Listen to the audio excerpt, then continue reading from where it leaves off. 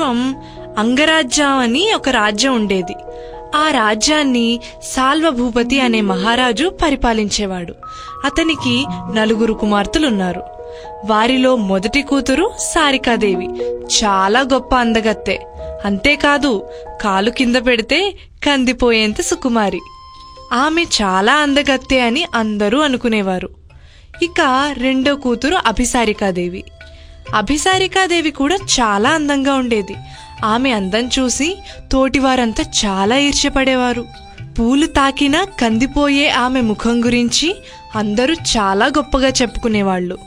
సాల్వభూపతి మూడో కూతురు ప్రియవదన. ఆమె కూడా పేరుకు తగినట్లే ఎంతో అందంగా ఉండేది. యువరాణి ప్రియవదన ముఖం ఎంత అందంగా ఉంటుందో కదా. ఆమెను ఒకసారి చూస్తే చాలు ఆకలి దప్పులు కూడా మర్చిపోతాం అని ఆ రాజ్య ప్రజలందరూ ఆమె అందం గురించి చాలా గొప్పగా చెప్పుకునేవాళ్లు.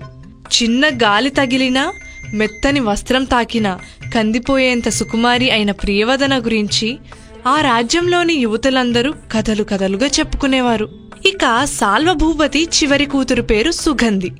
సుగంధి తన మిగతా అక్కల్లాగా అందంగా ఉండేది కాదు. అంతేకాదు ఆమె సుకుమారి కూడా కాదు. చామంచాయితో ఉండే తమ చెల్లి సుగంధి అంటే మిగతా అక్కలకు నచ్చేది కాదు. నీ వంటి అందవిహీనురాలు మా వంటి అందగత్తెలతో కలిసి ఉండడానికి వీల్లేదు అని ఆ అక్కలందరూ కలిసి సుగంధిని కోప్పడేవారు. ఆమెను వాళ్లతో కలవనిచ్చేవారు కాదు. ఇది ఇలా ఉండగా ఒకసారి సాల్వభూపతి స్నేహితుడైన కోసల రాజ్య మహారాజు చంద్రశేఖరుడు అతని కుమారుడైన యువరాజు మనోహరుడితో కలిసి సాల్వభూపతి వద్దకు వచ్చాడు. మనోహరుడి అందం, అతని వీరత్వం, మంచితనం గురించి తెలిసిన సాల్వభూపతి మనోహరుడిని తన అల్లుడిగా చేసుకోవాలనుకున్నాడు.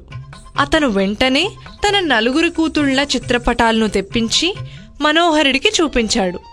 చిత్రపటాలను చూసిన మనోహరుడు, మహారాజా, మీ కుమార్తెలు ఎంతో అందంగా ఉన్నారు. కేవలం అందాన్ని ఆధారం చేసుకుని నేను వీరిలో ఎవరో ఒకరిని ఎంచుకోవాలి అని మీరన్నట్లయితే ఈ చిత్రపటాల్లోంచి మీ 4వ కూతురు చిత్రపటాన్ని తొలగించాల్సి ఉంటుంది. ఎందుకంటే ఆమె అందంలో తన అక్కలతో పోటీ పడడం కాదు కదా, వారి పక్కన కూడా ఉండడానికి వీల్లేనంత దూరంలో ఉంది. కానీ నేను మీకొక విషయాన్ని చెప్పాలనుకుంటున్నాను. ఏ మనిషికైనా అందం కన్నా గుణం చాలా గొప్పది. కాబట్టి మీ 4 కూతుళ్లలో ఎవరు ఎక్కువ గుణవంతులో తేల్చుకున్న తర్వాత నేను నా అభిప్రాయాన్ని మీకు తెలియజేస్తాను అన్నాడు. మనోహరుడు చెప్పిన దానికి సంతోషంగా అంగీకరించిన సాల్వభూపతి మనోహరుడు తమతో పాటు కొన్ని రోజులు ఉండేందుకు ఏర్పాటు చేశాడు.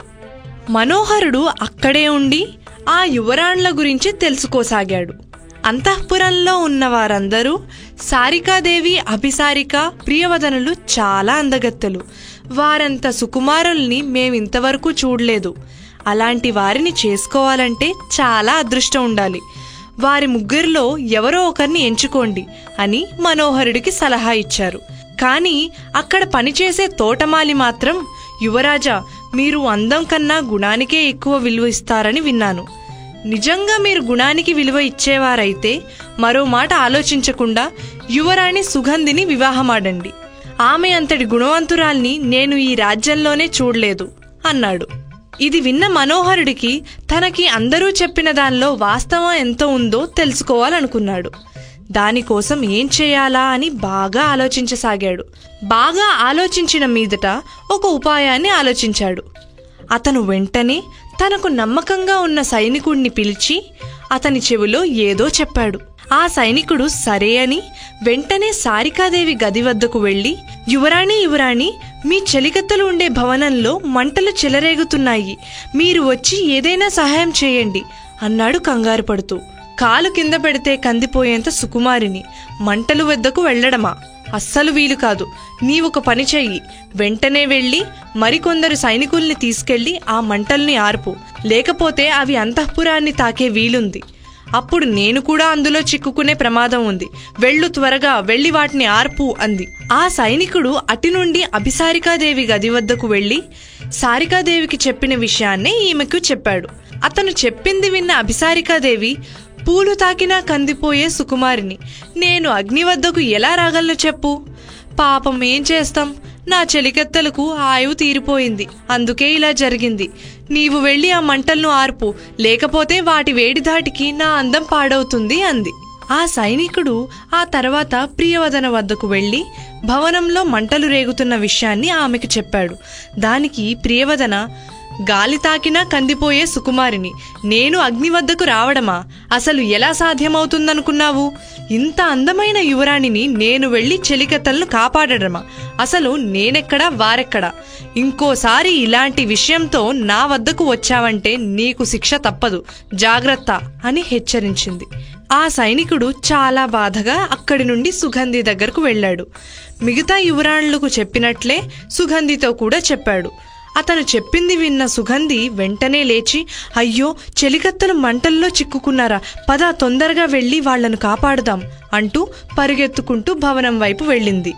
తీరా చూస్తే అక్కడ ఏ మంటలు కనిపించలేదు. ఇదంతా చూసిన మనోహరుడు సుగంధి వద్దకు వెళ్ళి, ఏ మనిషికైనా అందం కన్నా గుణం గొప్పదన్న నా నమ్మకాన్ని మీరు నిలబెట్టారు. మీ వంటి గుణవంతురాలు నా భార్య కావడం నా అదృష్టం. మీలాంటి మంచి మనిషి మహారాణిగా దొరకడం మా రాజ్య ప్రజల అదృష్టం కూడా. మీరు ఒప్పుకుంటే నేను మిమ్మల్ని వివాహమాడతాను అన్నాడు.